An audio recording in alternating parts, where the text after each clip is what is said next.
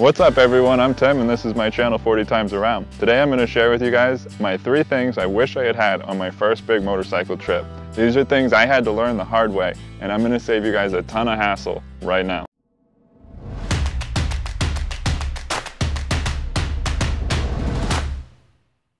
Alright guys, let's jump right into this. Today we're hanging out in the Sonoran Desert and I'm going to share with you guys the 3 things I wish I had known on my first big motorcycle trip.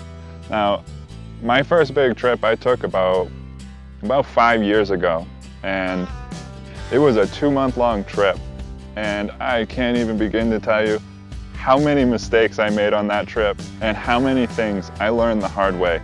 Now, I'm just going to share with you guys 3 of those things today, the ones that I think are the most important, and hopefully save you guys some trial and error and some frustration and some heartache on the road, because you don't want to have to learn every single thing the hard way about motorcycle travel. Now, the first thing you guys are definitely going to want to have with you, and actually I did have this item with me for the first few weeks of my trip, and that is decent rain gear. Well, let me take a step back here. I didn't have decent rain gear for those first few weeks, and I actually ended up getting rid of it after a few weeks of carrying it around because it never rained. So then I was roaming around with no rain gear at all.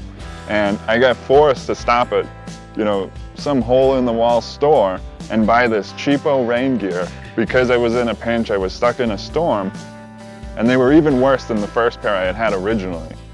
And it was downpouring. I think I was up in the Pacific Northwest heading towards the coast, heading west, and man, as soon as I went over 30 miles an hour with this nice new fancy rain gear on, it just tore right up my legs.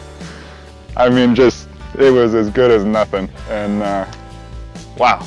And it was cold, and it was wet, and it was just a long, rainy, miserable day. I mean, just, what a nightmare. And I could have just saved so much trouble if I had brought proper rain gear with me.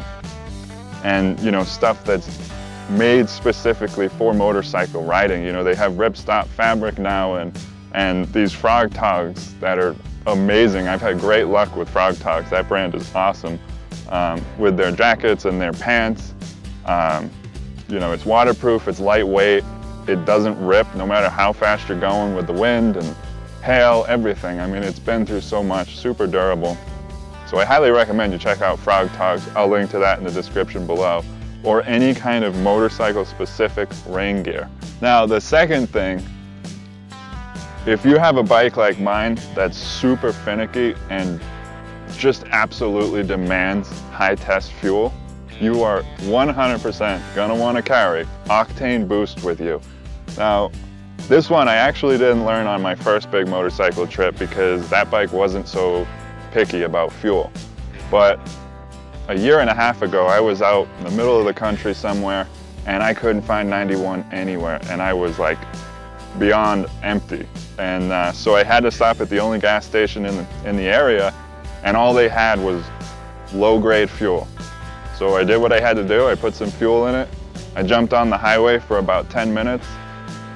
Had to stop on the side of the highway for whatever, get my sunglasses out or something like that, and I turned the bike off and it's pinging and knocking like crazy. I mean, just horrendous. And the damage that does to your engine is just horrible.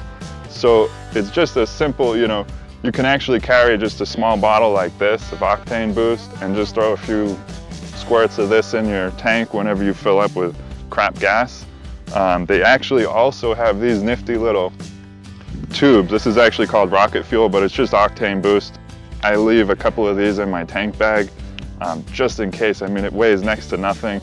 It's really small, and I guarantee you, if you're out roaming around in the United States or anywhere in the world, you're going to run into situations where you cannot find high-test fuel, and you're going to want something like this to just kind of bump that grade of fuel up a little bit. So definitely consider bringing some Octane Boost with you on your next motorcycle trip. All right, so the third suggestion I have for something you should bring with you on your next big motorcycle trip. This is something I absolutely learned the hard way, and I struggled with this for those entire 2 months on that first trip, and then again on another long trip the following year, and again the next year, until I finally figured this one out. And now I actually get a lot of because of the way I pack using this specific item, a lot of guys will knock it because it comes across as kind of anal retentive and kind of obsessive, and that is, bring packing cubes with you. So these are packing cubes here, and I have about 15 of these in all different sizes, and each one is, you know, a certain thing. Like this is all my toiletries, this is my rain gear, I have another one for my cold weather gear, and it keeps everything nice and neat and organized. So on my first trip, it was 2 months of living out of these fabric saddlebags with everything I thought I would need, which was way more than I actually needed.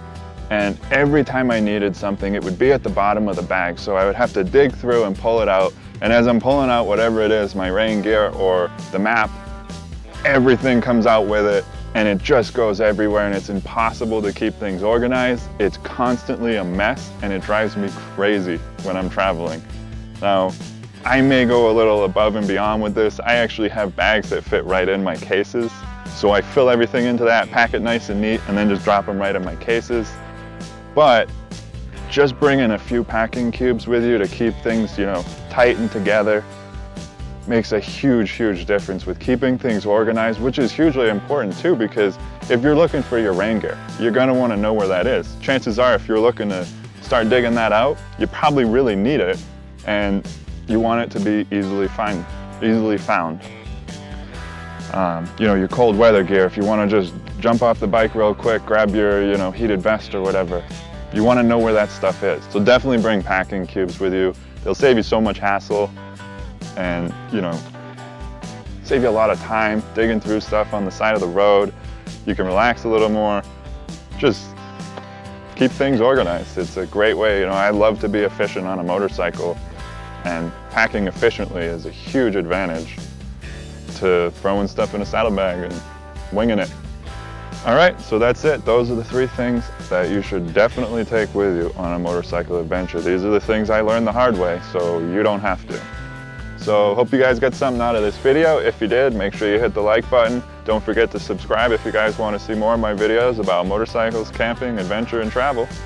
I got a lot of exciting stuff coming up in the next few weeks, so make sure you check that out. If you are subscribed and you're not getting notifications when I post something new, make sure you hit that little bell next to the subscribe button. That way you will get an email every time I post a new video. All right, that's it. Thanks for watching. I'll see you guys next time.